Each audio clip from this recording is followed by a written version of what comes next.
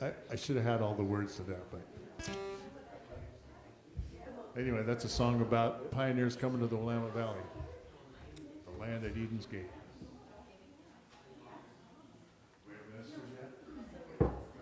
Yep. Yep, we do.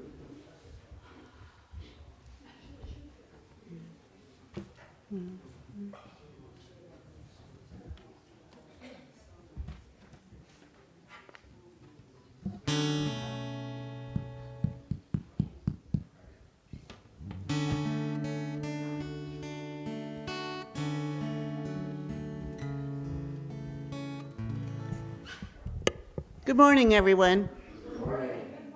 My name's Kathy Prather. I'm a practitioner here at Woodland Chapel.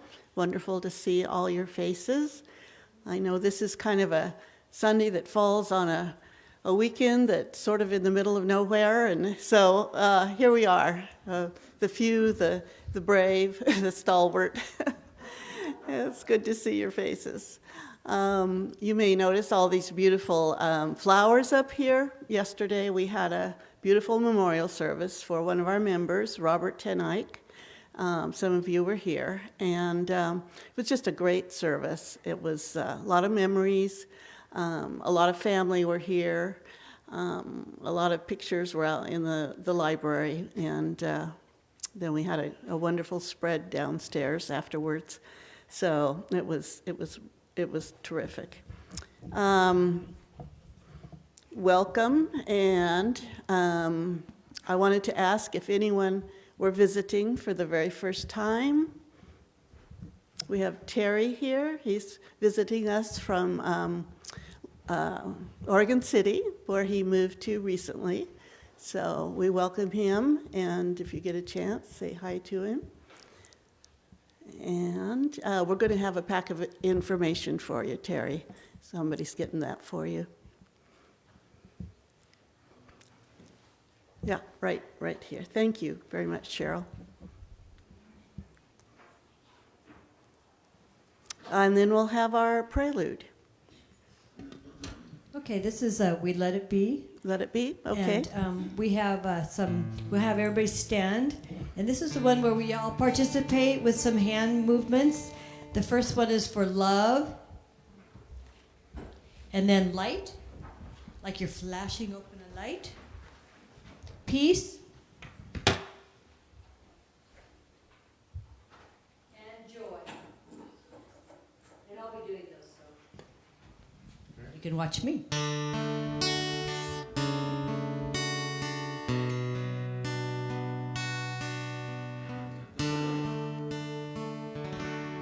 We let the love wash over us. We let it be. We let the love wash over. We let it be with light. We let the light wash over us. We let it be with peace. We let the peace wash over us. We let it be with joy. We let the joy wash over us. We let it be. Amen. 3 times. Amen. Amen. Amen.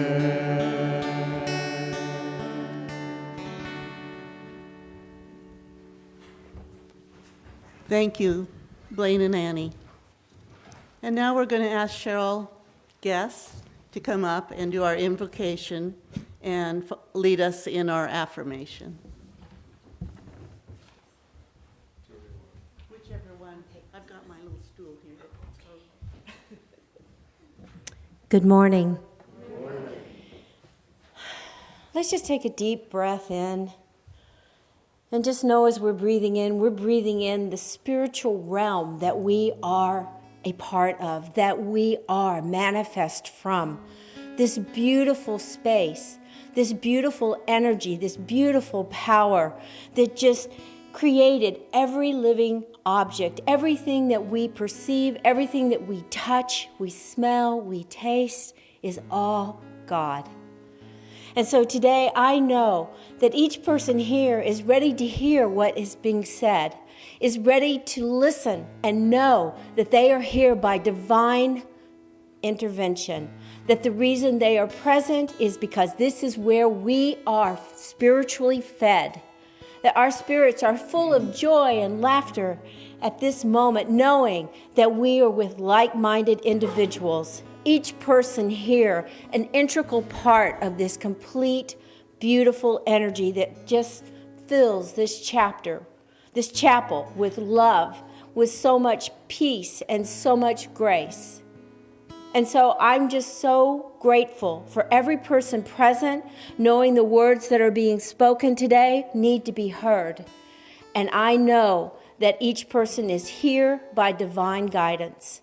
And with so much gratitude in my heart, I just release my word into the law of mind, knowing that God is in action in every moment. And so, if this resonates with you, please join me in saying, and so it is. Affirmation. Yes. Please join me in reading our affirmation. Everything springs from divine dreaming. I live my life from this day forward with less scheming and more sacred dreaming. And then I pray, I treat, and I move my feet.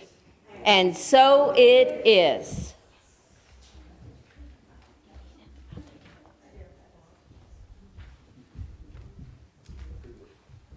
Thank you, Cheryl. Cheryl is our newest practitioner.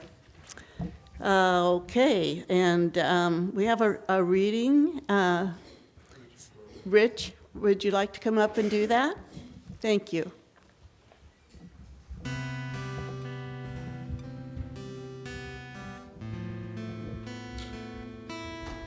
This one is fine.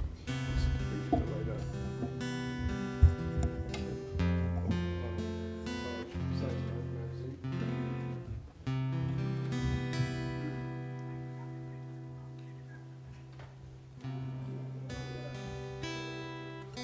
He forgot to bring his magazine, but we're getting a copy. No worries.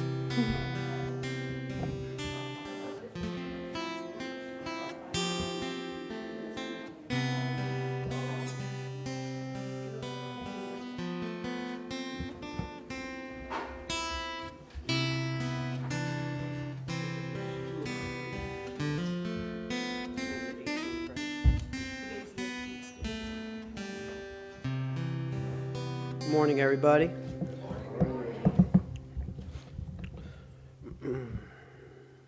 Today's the 18th, and we are reading The Sacredness of an Interaction. The earth is the mother of all people, and all people should have equal rights upon it. Chief Joseph. Let's each, in his own way, dedicate his time, his service, his hope, and his spiritual conviction to the common cause of liberty and justice for all. Ernest Holmes, The Essential Ernest Holmes, page 180. Think back to all the people you interacted with over the past month. As you bring these people into the forefront of your mind, I'd like you to ask yourself this question. Did these people leave my presence feeling empowered and surrounded by feelings of positivity and optimism? Or did my interaction with them leave them feeling disempowered and doubtful? By asking ourselves this question, we remind ourselves that every interaction we have with another human being is influencing that human in one way or another, whether positive or negative. Far too often, I am completely unaware of the impact I have on other people or on people who I pass at the grocery store, drive by in my car, or sit next to in a restaurant. It's as if I am consumed with my little world that I fail to recognize I am sharing this moment with the individual who happens to grace my experience.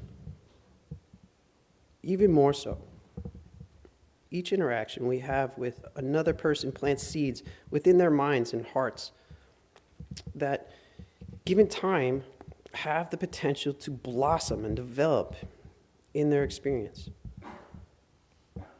This is why we still are impacted by the things people say to us decades ago.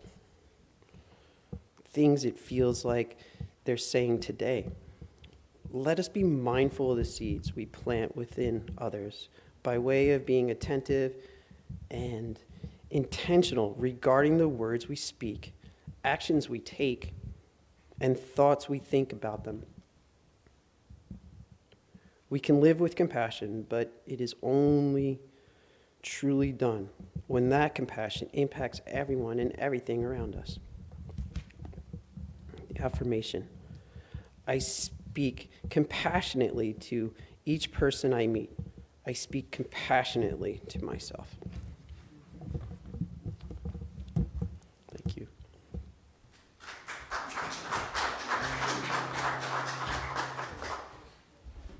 Thank you, Rich. That was great. Okay, we have some music now. So this song is more of a meditation than it is a performance song, so we ask you to maybe close your eyes and join in if you know the words. It's called Love, Serve, and Remember.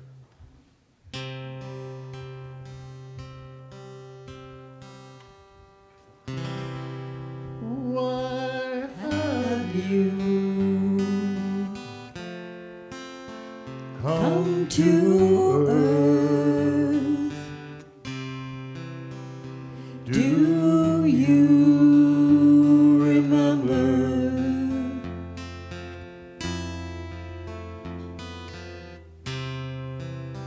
Why have you taken birth?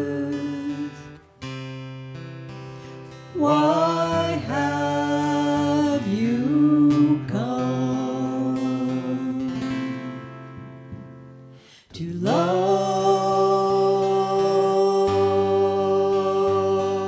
serve, and remember? To love, serve, and remember. That's the whole song, so join us. Why have you come to earth? Do you remember?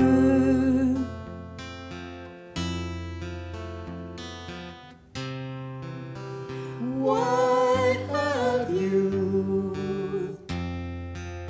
taken birth? Why have you come to love, serve, and remember? To love, serve, and remember. Love, serve, and remember.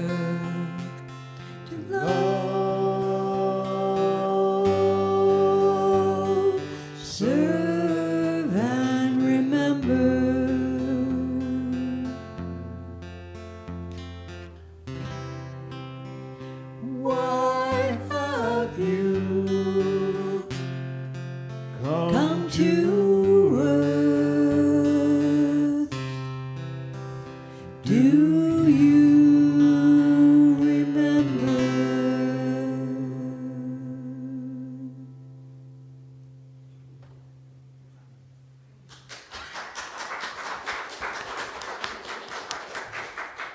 We love having Blaine and Annie here. They're great. I forgot to read the announcements, so I'm going to do that now. Don Kerr will be speaking next week, and his topic is falling forward. If you're going to fall, maybe that's the best way, huh? Today, please join us after service. We're going to have a barbecue downstairs. Greg is going to be on the barbecue, making hamburgers, and Susie has set up a nice table, and we've all brought something good. Yes, so, and the visiting class starts Tuesday, October 4th, 6 o'clock. So if you're interested, talk to Reverend Moore. He's going to be teaching that. And I wanted to say that our memorial was for Robert Tenike. I don't think I said his name. And so we give Ruth our love and our blessing and our support in this time. She's just doing beautifully, I think. And now our talk today is Living Your Dream, and it's by our senior minister, Reverend Maur Horton. Thank you, Kathy. You're welcome. Good morning. How are you this morning? Infinitely splendid. How did you know to say that you're infinitely splendid? Is it? Oh, it's right here. This is a phrase that our beloved Robert Tenike taught to us and brought to us in so many different ways, in so many wonderful ways. And you know, we've been really blessed so far this month. We're talking about the wonder of everyday living as it applies to work. Work, that's a kind of an interesting topic. We had a first talk was about good work and how good work just kind of bubbles out from the goodness that's within us and around us.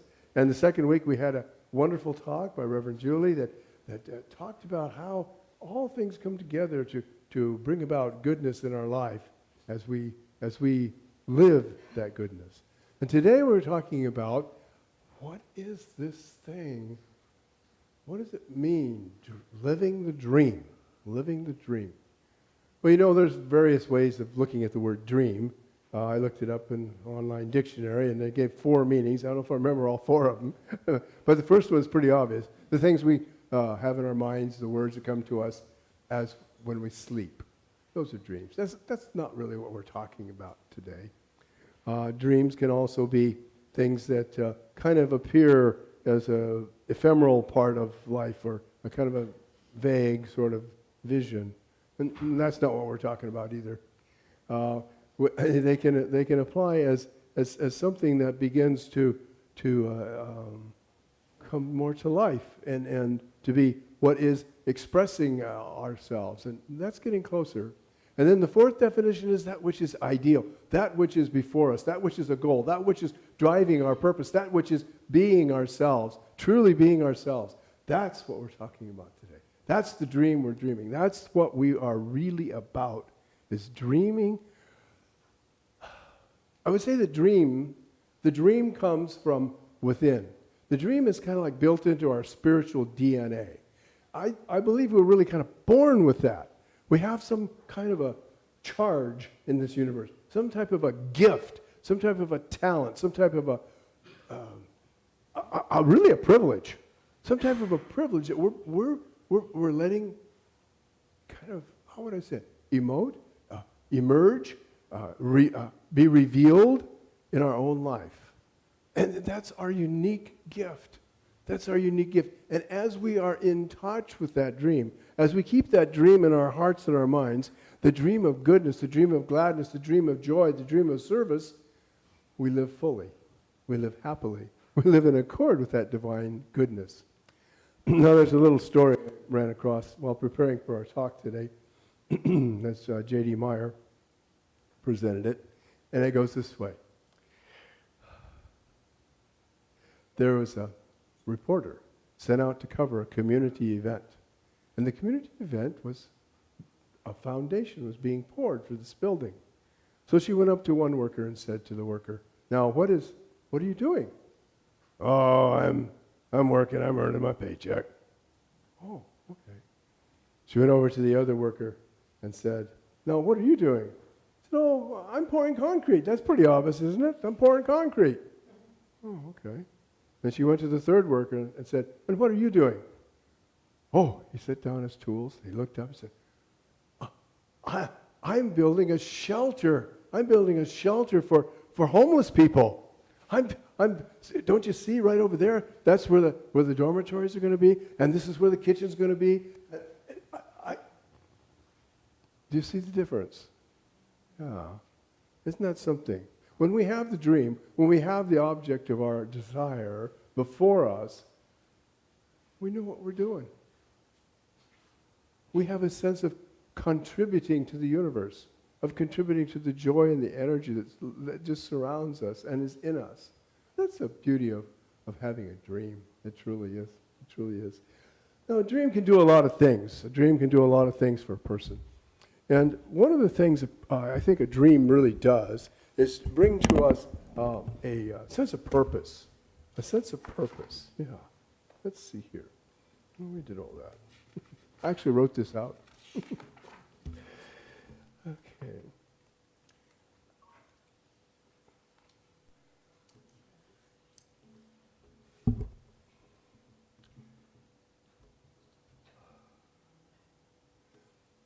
There's I think I'll go to my illustration first. There's a project that has been long formulated, long thought of, long dreamed about, and that was part of it.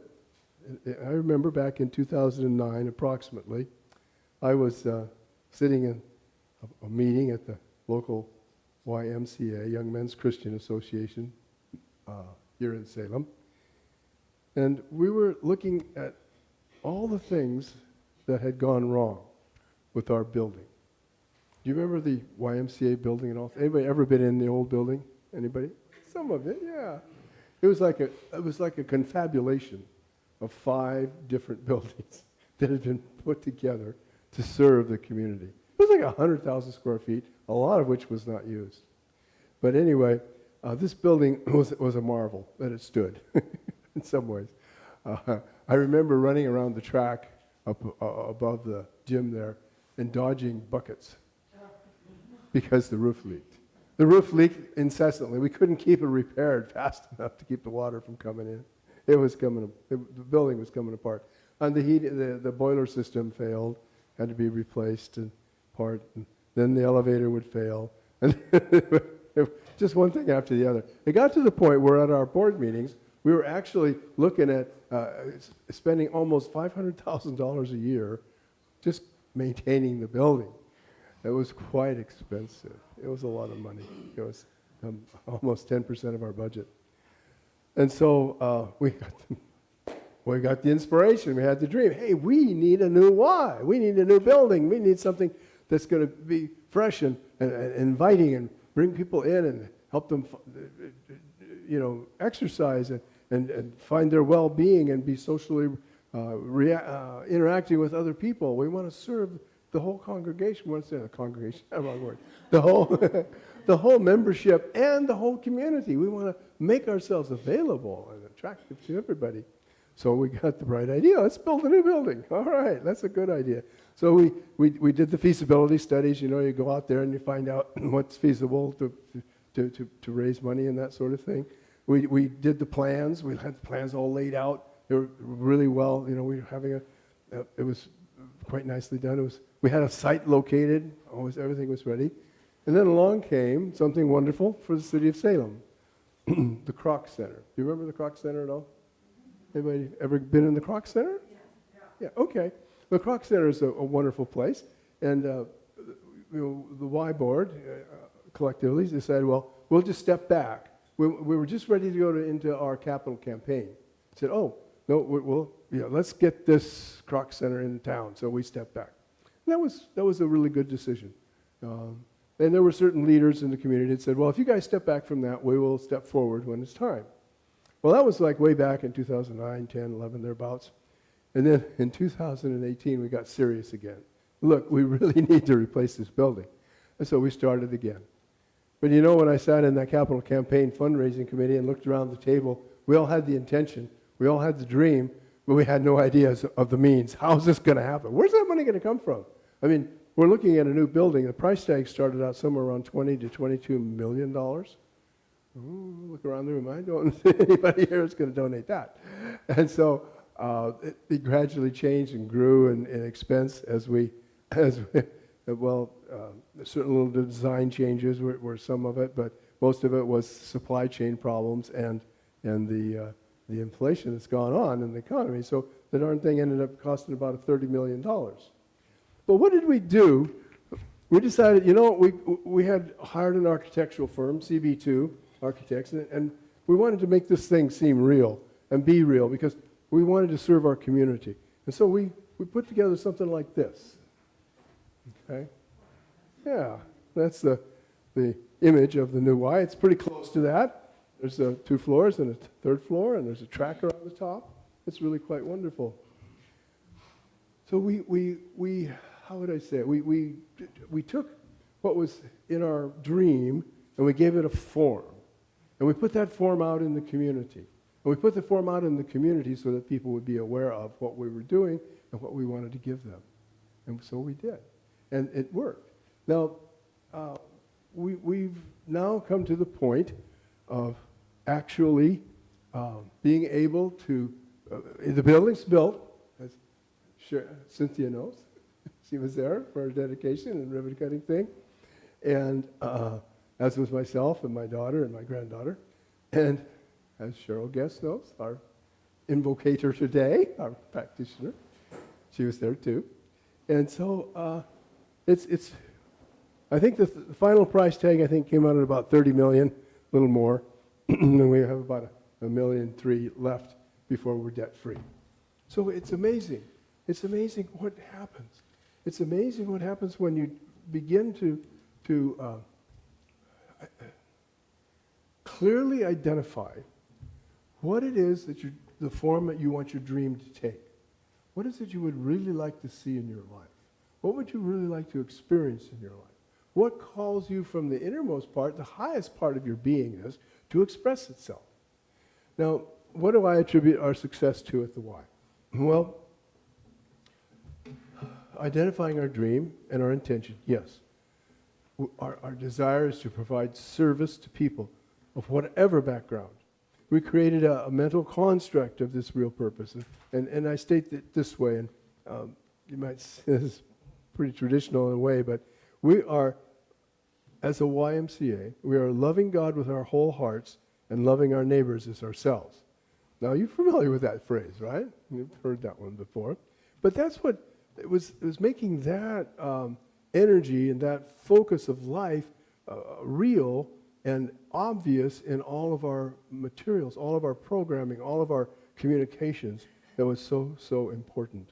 That age-old Judeo-Christian understanding of life as devoted to service to the highest and best through service to everyone from the lowest to the highest. Wanted to be open to the whole community. We really infused ourselves with the value of service, anchoring it in our dream of providing a safe, good place for people to develop their sense of well-being. We shared that purpose and that meaning with our corporate life. In fact, we developed many different materials that actually show that. And I really thought it was kind of interesting to see, I get the right one here, which one of these was, there it is. I don't know, I've got several of these, but this is just a flyer, but you might even be able to see that the phrase that we developed, the motto that we developed, the idea was, we're with you for life. We're with you for life. That's unique for the YMCA. We're from early childhood, youth development, adult and family, and aging together, we provide a community support. We're with you for life. That was what, there are some very influential people in town who have access and resources. And it was that message, that understanding of ourselves as a community of service that really brought all of it together. Yeah, the money was important. It's kind of a gauge of what's been able to be demonstrated so far. But it all anchored back to that dream. It all anchored back to that vision. It all anchored back to our desire in our hearts to provide service as we have for over 125 years in this community and for the next 100 years. So that's where it came from. Now, you might think, well, what the heck is he doing talking about the YMCA this morning, right? Well, it's probably the largest single, financially speaking, endeavor that I have personally contributed to coming about. That's part of it. But I believe that we here at Woodland Chapel have the opportunity to do a similar thing. Now, I'm not necessarily talking about building. We have a lovely building. But what I am talking about is the process of identifying who and what we really are to ourselves and who and what we really are to the community. That, I think, is our opportunity now. Our opportunity is to develop a clear sense of our mission, our purpose, and our goals. Now, we've started this process.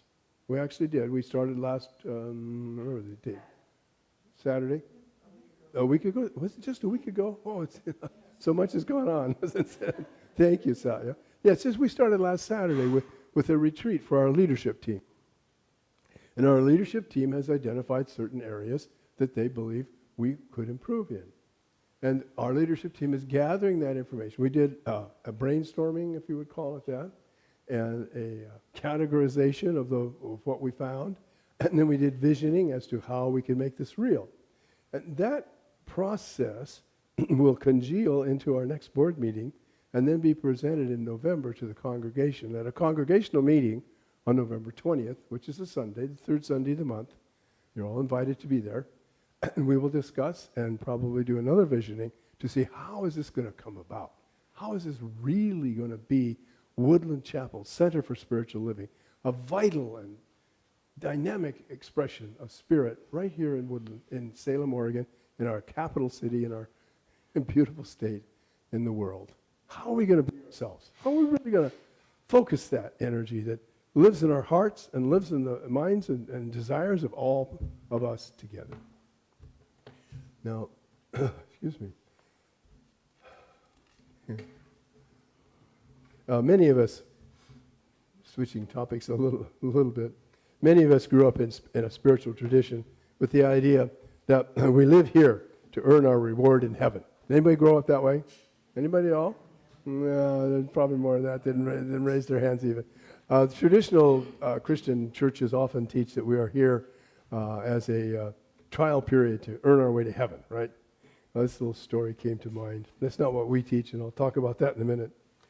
George and Muriel died and went to heaven. They had been married for well over 70 years, and both were in excellent health. Their bodies were just too old to continue, and they passed away of natural causes at the ages of 106 and 108, and they passed just hours apart. Their longevity was due to the strictly healthy diet Muriel kept them on. She was very definite about that diet. Now, St. Peter welcomed them with open arms and a hearty big hug to the couple, who were both now, of course, youthful again and better to enjoy life after death. Peter said, "Welcome, you two. Let me give you a tour."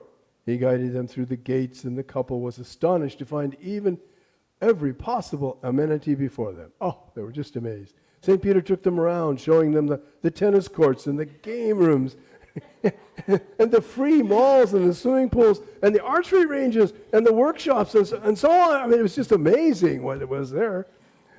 George, in particular, was keen on the golf course, and he nearly had an aneurysm over the well-equipped workshops. That was great.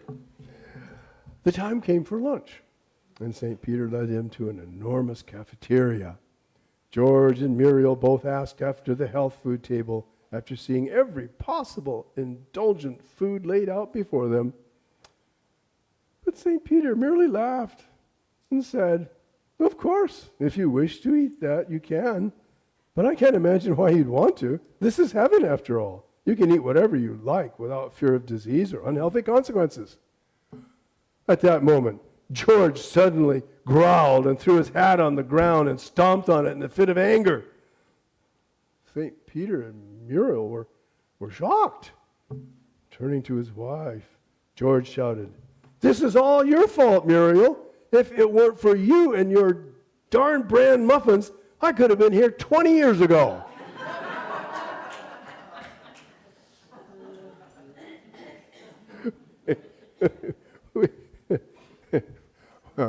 Our teaching is that we live our heaven or our hell here on this plane. We do so as we set our goals, as we live our dream, as we move through life.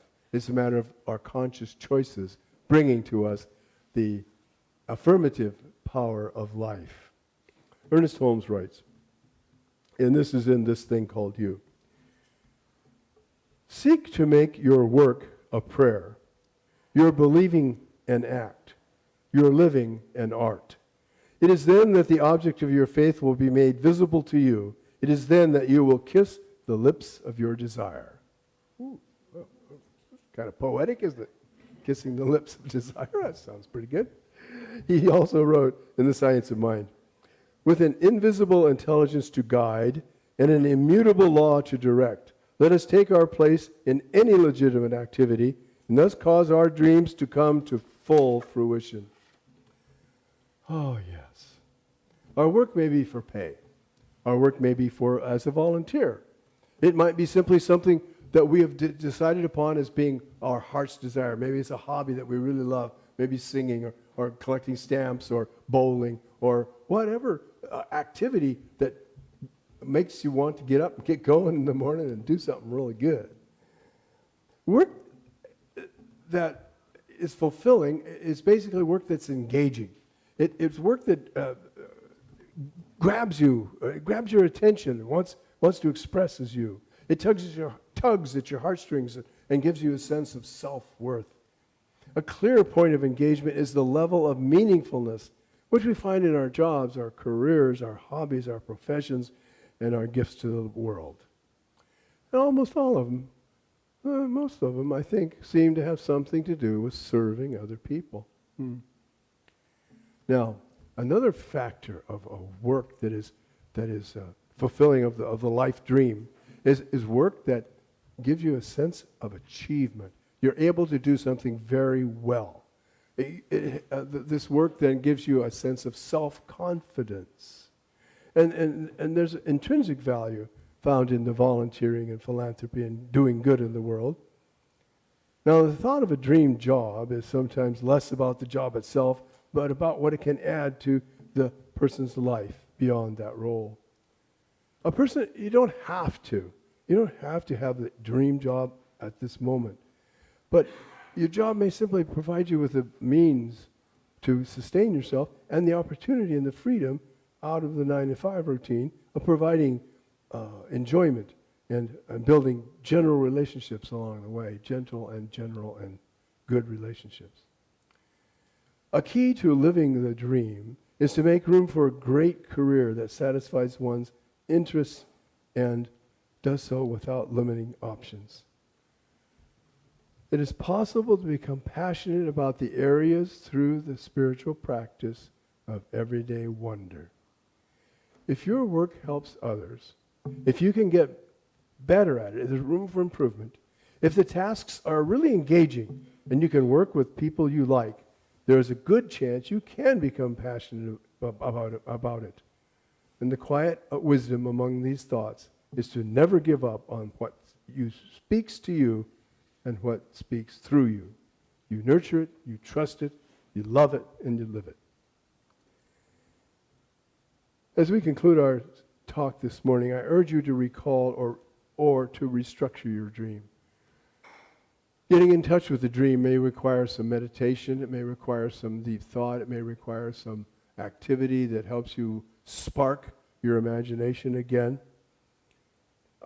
It's an opportunity to reach deeply into your own soul, to uncover what makes you tick, and what makes you want to get up, and identify what you want to make as a reality in this life.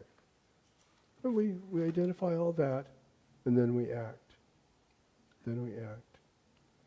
Now, one of the things that one might do is we are having a visioning class that starts on October the 4th. And in the evening, it'll be on Tuesday evenings, from about 6 to 8:30 or so. And you might want to sign up for that, because it covers visioning both as a individual exercise in spiritual development and as a community exercise.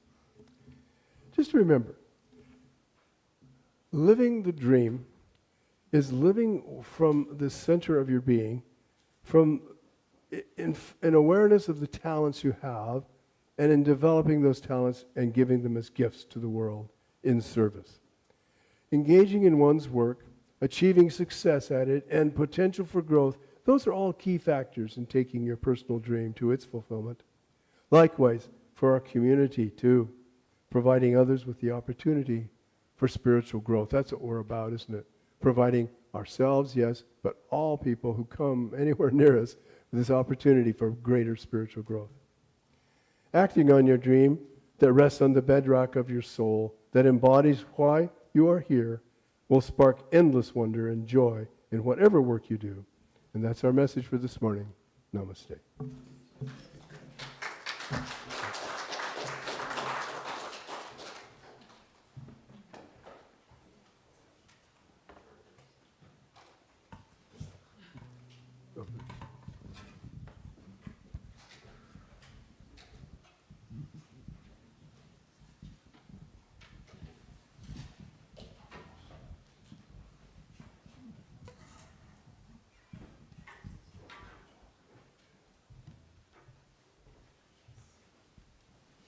The song for this morning, I heard it a few months ago, and I thought it was written by Karen Drecker, a singer-songwriter, New Thought singer-songwriter, and I thought, well, whatever her message was, it's still a message that pertains to us now, as not an uncommon thing. And then when I did a little bit more research, I found out that she wrote this song for 9/11, or after 9/11, which was just last Sunday, which was the first time I sang it, so I wanted to share it with you as well, both for honoring 21 years ago as well as America now.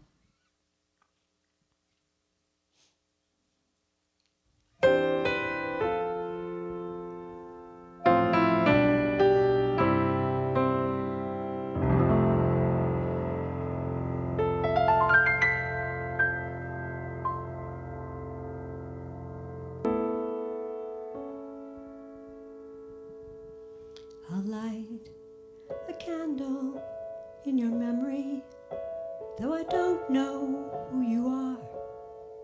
And when I think about your family, I will wish upon a star. And I pray that they'll find peace someday. I pray they'll make it through. I'll light a candle in your memory to honor you.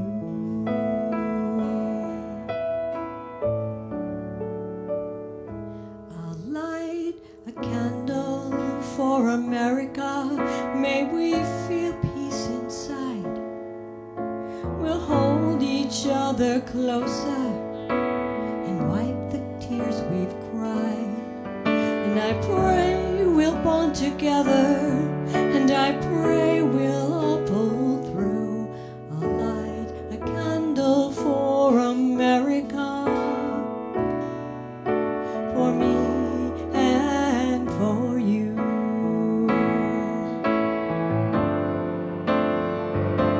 And we will light the world with the love.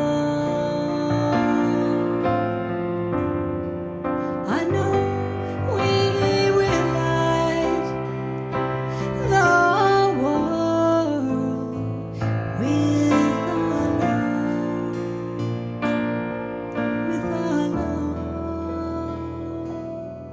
I'll light a candle for humanity, for all the good that's yet to come, as we overlook our differences and join now as one.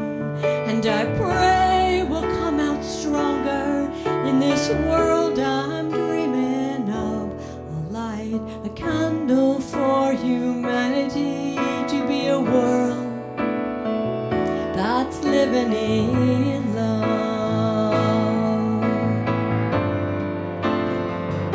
And we will light our world with our love. Know that we can, we will light our world with our love. Every day, in every way, we will light our world with our love. Know that we can, oh, that we will light this world with our love.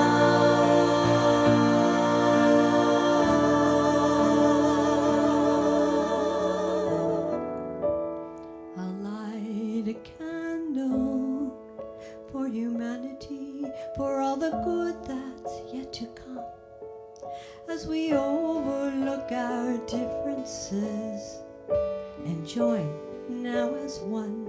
And I pray we'll come out stronger in this world I'm dreaming of.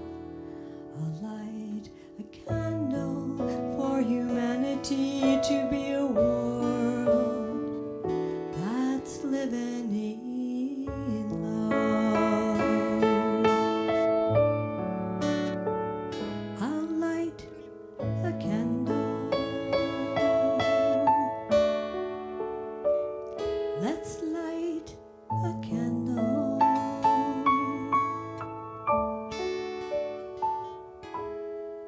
I'll light a candle.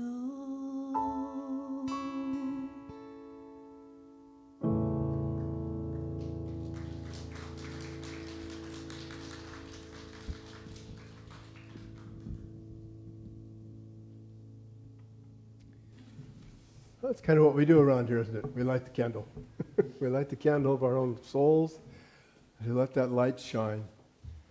And in respect to that, it really is part of the life of this community to help one another by supporting the community. By supporting the community through your financial gifts, your time and your talent. We're so blessed today by all the folks who have gotten ready our barbecue, and of course our Greg and Sue Stott, and I don't know, a whole bunch of people down there getting things ready. So it's just wonderful. And we've gotten ready too by the wonderful prayer work by Practitioner Cheryl and Practitioner Kathy's introduction, and our reading by Richard, and gosh, the music, Blaine and Annie. It's all a preparation to help light that candle, to help light the love that's in your heart, and to share that love back and forth. So let us then begin to do our offering. And let's see, would Catherine, are you available for that? And Shannon? Okay. And as we approach this, let's say these words together. Divine love, as me, blesses and multiplies all that I am, all that I have, and all that I circulate. And so it is. Blessed always, blessed always, for the arms of God surround us. Let our joy be so triumphant that we rest in God and say Amen. Blessed always,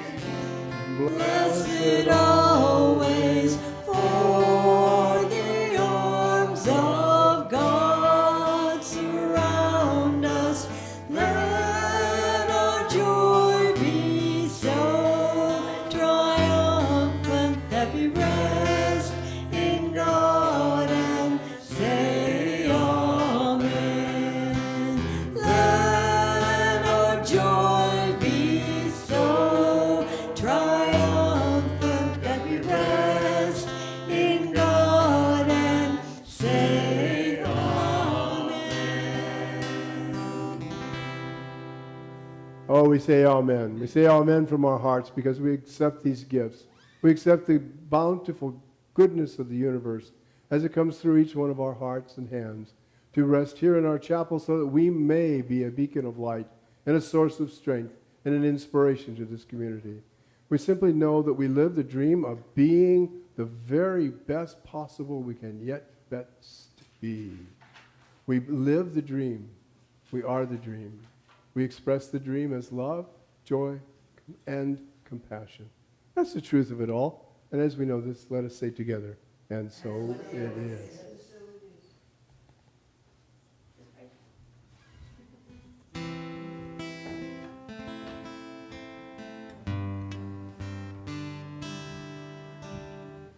We have a prayer of protection that we'd like to say now. We're going to say it. And let's do that together. The light of God surrounds us. The love of God enfolds us. The power of God protects us. The presence of God watches over us. Wherever we are, God is, and all is well. Let's stand and sing our peace song.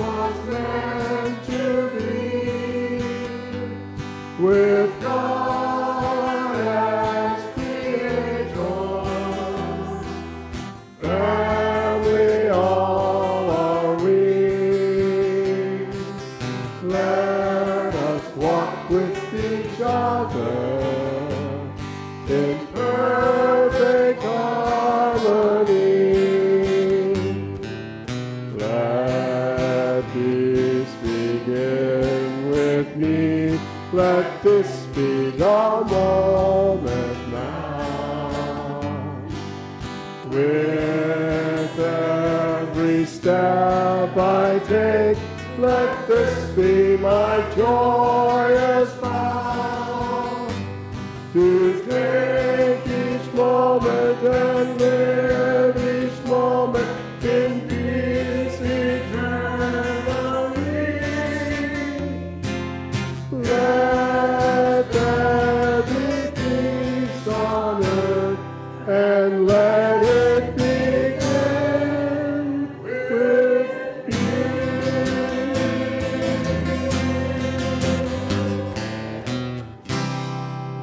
Walk always in the power of your own dream.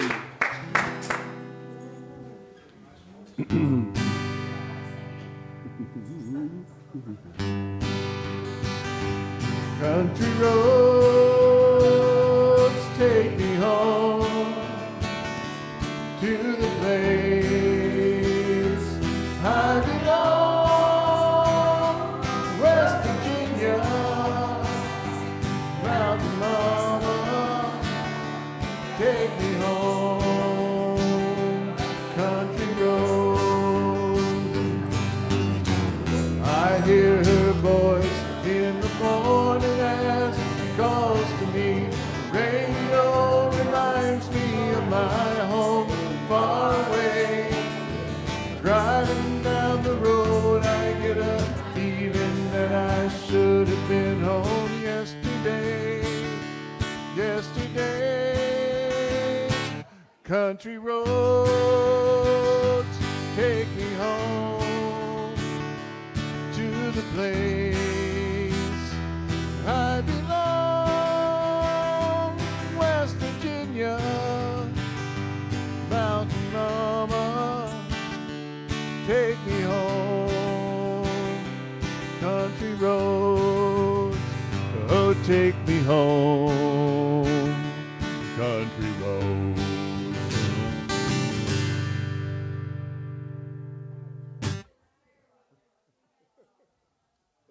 else fails, everybody knows that song. That's right.